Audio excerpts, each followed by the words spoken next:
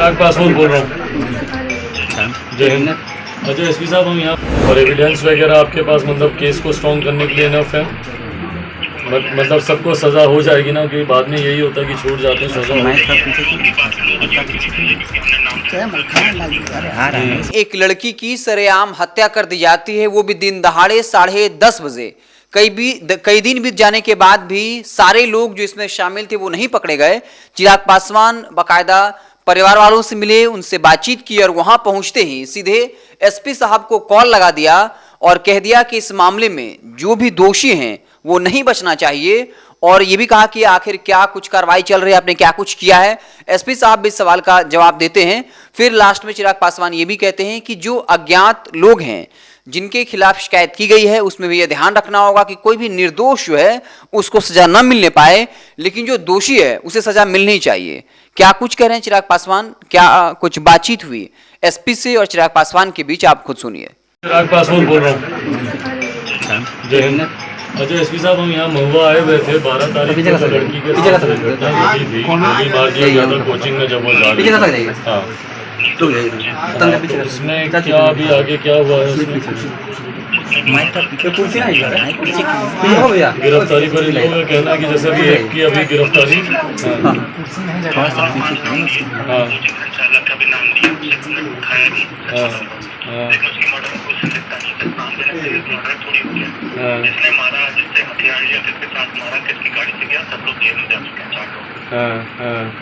और एविडेंस वगैरह आपके पास मतलब केस को स्ट्रॉन्ग करने के लिए इनफ है।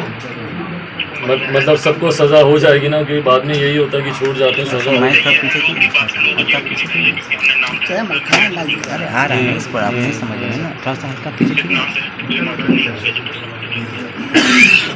और दूसरा ये भी देखिएगा जो अज्ञात लोगों के नाम पे कई ऐसे लोग हैं, स्वाभाविक आक्रोश होगा ही, कोई ऐसी घटना घटी है तो उसमें देखिएगा कि किसी को परेशान वगैरह नहीं किया जाए। हाँ बस ठीक है। हाँ, जो वैसे हैं निर्दोष हैं उनके ऊपर कोई कार्रवाई नहीं है।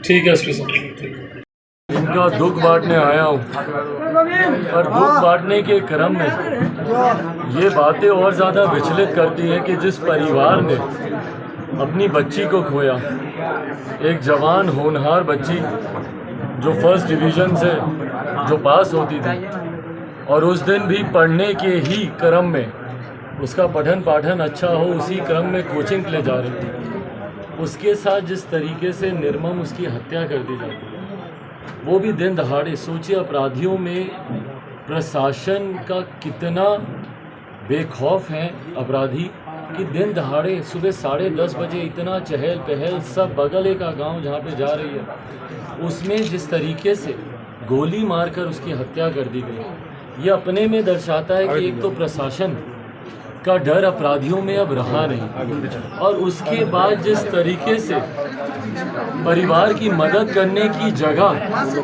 परिवार के लोगों को ही प्रशासन के द्वारा प्रताड़ित किया जा रहा है। सोचिए छोटी सी 16 साल की बच्ची, उसके कैरेक्टर के ऊपर सवाल उठाए जा रहे हैं।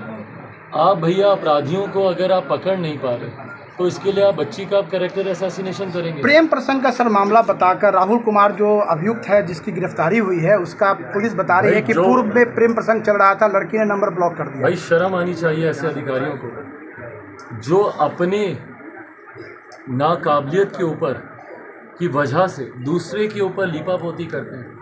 भाई परिवार के सदस्य यहाँ पर हैं, उनके नाना हैं जो खुद पढ़े लिखे व्यक्ति हैं, वो बता रहे हैं, डॉक्टर हैं, 2 साल से उनके नाना के पास ये बच्ची थी बातेपुर में। 9 महीना पहले वो बच्ची यहाँ पर आई है। 2 साल से कौन सा प्रेम प्रसंग। और भाई परिवार के लोगों से कम आप पूछिए तो किसी के ऊपर इस तरीके से, भाई बच्ची तो चली गई ना, वो तो अपनी गवाही नहीं दे सकती, वो तो अपनी पवित्रता नहीं बता सकती।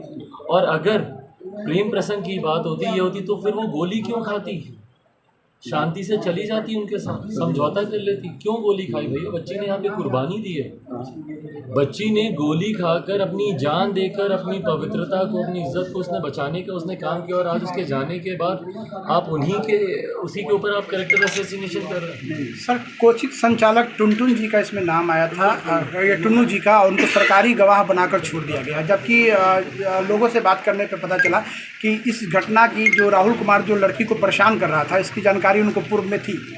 भाई मैं अभी एसपी साहब से मेरी बात हुई और लिखित रूप में भी मैं मुख्यमंत्री नीतीश कुमार जी और प्रदेश के डीजीपी। तो आपने सुना चिराग पासवान सीधे जो है परिवार वालों से मिले और ये कहा कि मैं यहाँ दर्द साझा करने आया हूँ। जिस तरीके से सरेआम एक लड़की की हत्या अपराधी द्वारा कर दी जाती है और नीतीश जी के शासन राज में अपराधी जो हैं वो बेखौफ हो गए हैं, बेलगाम हो गए हैं।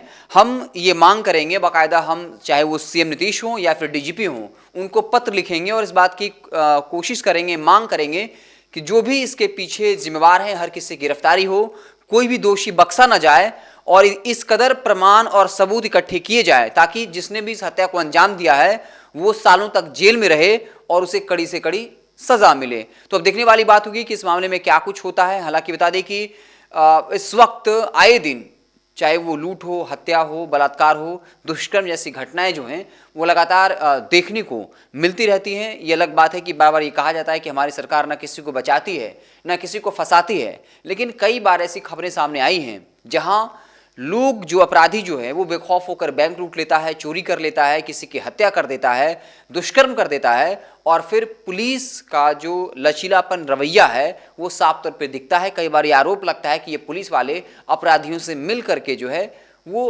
पूरा खेल रचते हैं पैसे लेकर के, इस वजह से ये अपराधी बिल्कुल बेखौफ और बेलगाम हो गए हैं। आप देखते रहें NBC 24। जैसे ही कुछ और नया पॉलिटिकल डेवलपमेंट होगा, कुछ नई सियासी बयानबाजियाँ होंगी तो हम उससे आपको इत्तला करते रहेंगे। बहुत बहुत धन्यवाद।